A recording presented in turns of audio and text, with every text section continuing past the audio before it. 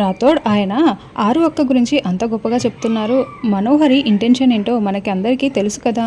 మరి ఇప్పుడు ఆయన మాటలు వినైనా మనోహరి మారిపోవాలి. ఇక అప్పటికీ మారకపోతే మనోహరిని ఎవ్వరూ ఏమీ చేయలేరు అని బాగి బాధపడుతూ ఉంటుంది. చూడు, ఇంకెప్పుడు కూడా ఈ కథ గురించి ఆలోచించకు మనోహరి. ఇవి నా జ్ఞాపకాలు. ఇవి ఎప్పటికీ చాలా జాగ్రత్తగా చూసుకుంటాను. దీపం మారిపోనివను, పువ్వులు వాడిపోనివను అని అమర్ వార్నింగ్ ఇస్తూ ఉంటాడు. నువ్వు ఇలా మాట్లాడుతూ ఉంటే నాకు ఆరు మీద ఇంకా ఇంకా కోపం ఎక్కువైపోతుంది. అది చచ్చి బ్రతికింది, కానీ బ్రతికే ఉంటే మళ్ళీ మళ్ళీ చంపి ఉండేదాన్ని అని మనోహరి మనసులో అనుకుంటూ ఉంటుంది. రాథోడ్, నేను అక్క ఫోటోని చూడాలి అని బాగి పరుగులు పెడుతూ వెళ్తూ ఉంటుంది. ఏమిటి బాలిక, నీ పతిదేవుడు నీ గురించి అంత గొప్పగా చెప్తూ ఉంటే నువ్వెందుకు టెన్షన్ పడుతున్నావు అని గుప్తా గారు అంటారు. బాగి ఎక్కడ ఆ ఫోటోని చూస్తుందో అని నాకు కంగారుగా ఉంది గుప్తా గారు అని ఆరు టెన్షన్ పడుతూ ఉంటుంది. బాగి అక్కడికి వచ్చే లోపల అమర్ గది తాళం వేసేస్తాడు. పదండి వెళ్దాం అని చెప్పడంతో బాగి మళ్ళీ ఫోటోని చూడకుండా వచ్చేస్తుంది. దాంతో తర్వాత గార్డెన్లో ఉన్న ఆరు, ఇప్పుడు నాకు చాలా సంతోషంగా ఉంది గుప్తా గారు అని అంటూ ఉంటే, లేదు బాలిక, ఆ మహాకాల సర్పము నీ గదిలోకి ప్రవేశించింది. ఇప్పుడు ఆ పువ్వులను వాడిపోయేలా చేస్తే నీ శక్తులు నశించిపోతాయి. నీ శక్తులు నశించిన మరుక్షణం ఆ చెంబ నిన్ను బంధించి తీసుకువెళ్ళిపోతుంది అని గుప్తా గారు చెప్పడంతో, ఏదో ఒకటి చేసి నన్ను కాపాడండి గుప్తా గారు అని ఆరు అంటుంది. నేను దైవాజ్ఞకి విరుద్ధంగా ఏమీ చేయలేనని నీకు తెలుసు కదా బాలిక అని గుప్తా గారు అంటారు. అయితే మీరు నాకు శక్తులు ఇచ్చారు కదా, నా శక్తులతో నేను ఏదో ఒకటి చేసుకుంటాను.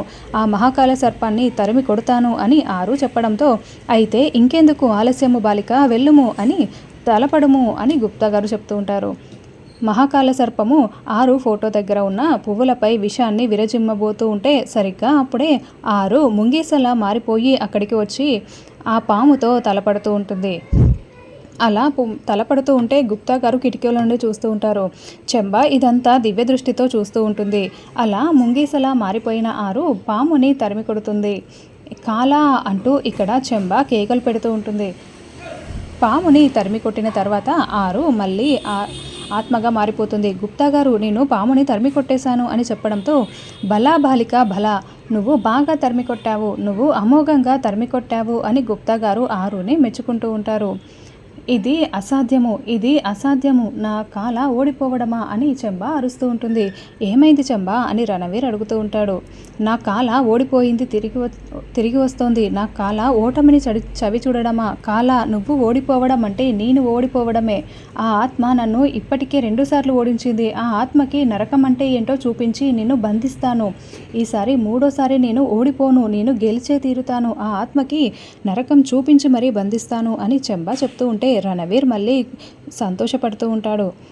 తర్వాత చిత్ర, వినోద్ ఇద్దరు ఒక షోరూమ్ని చూస్తూ ఉంటారు. ఇక ఆరు షోరూమ్ ఓనర్ నారాయణరావు, మేడం ఇక్కడ మీరు చీరలన్నీ పెట్టుకోవచ్చు, కిందేమో కిడ్స్ వేరు అని ఫ్లోర్లన్నీ కూడా ఎక్స్ప్లెయిన్ చేస్తూ ఉంటారు. వినోద్, షోరూమ్ చాలా బాగుంది కదా, మెయిన్ సెంటర్లోనే ఉంది, మనం అగ్రిమెంట్ చేసేసుకుందాం అని చిత్ర చెప్తూ ఉంటే ఆ ఓనర్ నారాయణరావు పక్కన ఇంకొక అతను ఉంటాడు. ఇద్దరు సైగలు చేసుకుంటూ చాలా సంతోషపడుతూ ఉంటారు. అలాగే చిత్ర, అన్నయ్య కూడా వస్తారు, మనం అన్నయ్య వచ్చిన తర్వాత అగ్రిమెంట్ చేసుకుందాం అని వినోద్ అంటే, అసలు బావగారిని ఎందుకు పిలిచావు వినోద్, ఇది మనం చేస్తున్న బిజినెస్, నేను పిలవలేదు, నువ్వెందుకు పిలిచావు అని చిత్ర వాదిస్తూ అరుస్తూ ఉంటుంది. చూడు, మనం చాలా పెద్ద బిజినెస్ స్టార్ట్ చేస్తున్నాం, అన్నయ్య వాళ్ళు ఉంటే బాగుంటుంది, అందుకే నేను పిలిచాను, నువ్వు ఇంకేం మాట్లాడకు అని వినోద్ అరుస్తూ ఉంటాడు. మేడం, మాకు డబ్బు అవసరమే, మేము దీన్ని అమ్ముతున్నాము, మీకంతా ఓకే కదా, మేము అగ్రిమెంట్ పేపర్స్ తీసుకొస్తాము అని అతను చెప్తూ ఉంటే అప్పుడే అమర్ బాగి ఎక్కడికి వస్తారు. బావగారు, నేనే పిలుద్దామనుకున్నాను, మీరే వస్తున్నారా అని చిత్ర అంటూ ఉంటుంది. అన్నట్లు మెయిన్ రోడ్లోనే ఈ షోరూమ్ ఉంది అన్నట్లు మీరెందుకు ఈ షోరూమ్ని అమ్మేస్తున్నారు అని నారాయణరావుని అమర్ అడుగుతూ ఉంటాడు. మా అన్నయ్య లెఫ్టినెంట్ అమరేంద్ర అని వినోద్ పరిచయం చేస్తూ ఉంటాడు. అంటే సార్, మాకు కొంచెం అప్పులున్నాయి, అవి కట్టుకోవాలి, అందుకే అమ్మేస్తున్నాం అని అతను అంటూ ఉంటాడు. అప్పులు కట్టుకోవడానికి అమ్మాల్సిన అవసరం లేదు, బ్యాంకులో లోన్ పెడితే లోన్ వస్తుంది కదా అని అమర్ అంటాడు. సార్, అది లోన్ తీసుకొని కట్టేంత చిన్న అప్పు కాదు, చాలా పెద్ద అమౌంట్, అందుకే మేము అమ్మేస్తున్నాం. అయినా కూడా ఏంటి మేడం, వచ్చిన ప్రతి ఒక్కరికి ఇలా ఎక్స్ప్లెయిన్ చేయాలంటే కుదరదు, మీకు ఆల్రెడీ మొత్తం విషయాలు అన్నీ చెప్పేశాం కదా, నేను వెళ్ళి అగ్రిమెంట్ పేపర్స్ తీసుకొస్తాను అని అతను మెల్లగా వెళ్తూ ఉంటాడు. బావగారు ఒక్క నిమిషం అంటూ వినోద్ ఇలా రా అని చిత్ర వినోద్ని పక్కకు తీసుకువెళ్తుంది. ఏమండి, నాకెందుకో ఈ షాప్ ఓనర్ని చూస్తుంటే కొంచెం డౌట్గా ఉందండి. ఇప్పటికిప్పుడు వినోద్ వాళ్ళకి ఈ షాప్ని అమ్మేసి డబ్బులు తీసుకొని వెళ్ళిపోయేలా అనిపిస్తున్నాడు. నాకు ఈ షాప్ని చూస్తూ ఉంటే ఏదో డౌట్గా ఉందండి. మీరు అడిగిన వాటికి కూడా అతను తడబడుతూ సమాధానాలు చెప్తున్నాడు, గమనించారా అని బాగి అంటూ ఉంటే అవును అని అమర్ కూడా ఆలోచిస్తూ ఉంటాడు. చూడు వినోద్, బావగారి ఇంటెన్షన్ ఏంటో నాకు అర్థమైపోయింది. ఖచ్చితంగా ఈ డీల్ చెడగొట్టడానికే వచ్చాడు. షాప్ ఓనర్ని అన్ని ప్రశ్నలు వేస్తే అతనికి చిరాకు వచ్చి అమ్మనని చెప్తే ఏం చేస్తావు అని చిత్ర చిరాకు పడుతూ అడుగుతూ ఉంటుంది. ఇది కాకపోతే ఇంకొకటి అయినా ఇంత పెద్ద అమౌంట్ మన చేతికి ఇచ్చినప్పుడు అన్నీ తెలుసుకోవాలి కదా, అన్నయ్య అడిగిన దాంట్లో తప్పేముంది అని వినోద్ అంటూ ఉంటాడు. లేదు, నాకు ఈ మెయిన్ సెంటర్లో ఉన్న ఈ షోరూమే కావాలి. ఒకవేళ ఈ డీల్ని వాళ్ళు చెడగొడితే మాత్రం నేను అస్సలు ఊరుకోను రా అని చిత్ర అంటూ ఉంటుంది.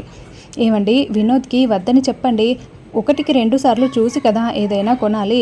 మళ్ళీ ఏదైనా జరిగితే నష్టపోవాల్సి వస్తుంది కదండి. ప్లీజ్ అండి, మీరు చెప్పి చూడండి అని బాగా బ్రతిమలాడుతూ ఉంటుంది. అమర్ మౌనంగా వింటూ ఉంటాడు. తర్వాత వాళ్ళు అగ్రిమెంట్ పేపర్స్ తీసుకురావడంతో చూడండి అగ్రిమెంట్ చించేసుకోండి అని చిత్ర వినోద్ చూస్తూ ఉంటారు. మీరు కూడా చూడండి సార్ అని నారాయణరావు అమర్ వాళ్ళకి చెప్తూ ఉంటాడు. అయ్యో పర్వాలేదు అని చిత్ర అమర్ బాగి చేతికి అగ్రిమెంట్ పేపర్స్ ఇవ్వకుండా వాళ్ళు మాత్రమే చూస్తూ ఉంటారు. ఏమండి, ఇప్పటికైనా మాట్లాడండి, వద్దని చెప్పండి, మీరు కూడా చూడండి అని బాగి ఎంత చెప్తున్నా కూడా ఆగు బాగి అని అమర్ చేతిని అడ్డుపెట్టి ఆపుతాడు. ఇవిగోండి, మేము అగ్రిమెంట్ పేపర్స్ని సైన్ చేస్తున్నాం. మేము ఈ షోరూమ్ని ఈరోజే కొంటున్నామని చిత్ర చెప్తుంది. సార్, మేడం మీరు సంతకాలు చేయండి. ఈరోజు ఇప్పుడు చాలా మంచి ముహూర్తం నడుస్తుంది. ఇప్పుడు మీరు లక్షల్లో బిజినెస్లు స్టార్ట్ చేస్తే మీరు కోట్లల్లో ఎండింగ్ చేస్తారు. పెట్టండి, సంతకాలు పెట్టండి అని అతను చెప్తూ ఉంటాడు. అలా చిత్ర వినోద్ సంతకాలు పెట్టేసి డబ్బులు సూట్ కేస్ని ఇచ్చేస్తూ ఉంటారు. లెక్క పెట్టుకోండి అని చెప్పడంతో అయ్యో పర్వాలేదు, మీరు ఈ రోజు నుండి ఈ షాప్కి ఓనర్స్ అన్నదని చెప్పడంతో చిత్ర చాలా సంతోషంగా చూస్తూ ఉంటుంది. అమ్మయ్య, ఈ షోరూమ్ మన సొంతమైపోయింది. ఒక మంచి రోజు చూసుకొని ఓపెనింగ్ చేద్దాము అని చిత్ర అంటుంది.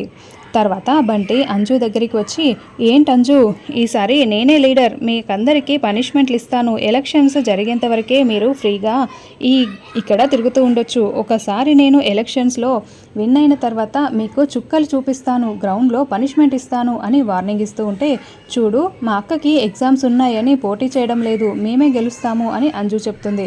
అసలు మీరు పోటీ చేయకపోతే మీరేంటి గెలిచేది, యునానిమస్గా నేనే గెలవబోతున్నాను, చూస్తూ ఉండండి, మీకు చుక్కలు చూపిస్తాను అని వార్నింగ్ ఇస్తూ ఉంటే అప్పుడే ప్రిన్సిపల్ చూసి ఏ బంటి ఇలారా, నువ్వేంటి ఆ పిల్లని అలా రెచ్చగొడుతున్నావు, నువ్వు ఎవరితోనైనా పెట్టుకో కానీ ఆ అంజలితో అస్సలు పెట్టుకోకు, ఎలక్షన్స్ అయ్యేంత వరకు నోరు మూసుకొని ఉండు, అది తలుచుకుంటే ఏమైనా చేయగలదు తెలుసా, కాబట్టి ఎలక్షన్స్ అయ్యే వరకు అసలు అంజు జోలికి వెళ్ళకు అని వార్నింగ్ ఇస్తూ ఉంటుంది. అయినా వాళ్ళెవరూ పోటీ చేయరు మేడం, నేనే గెలుస్తాను.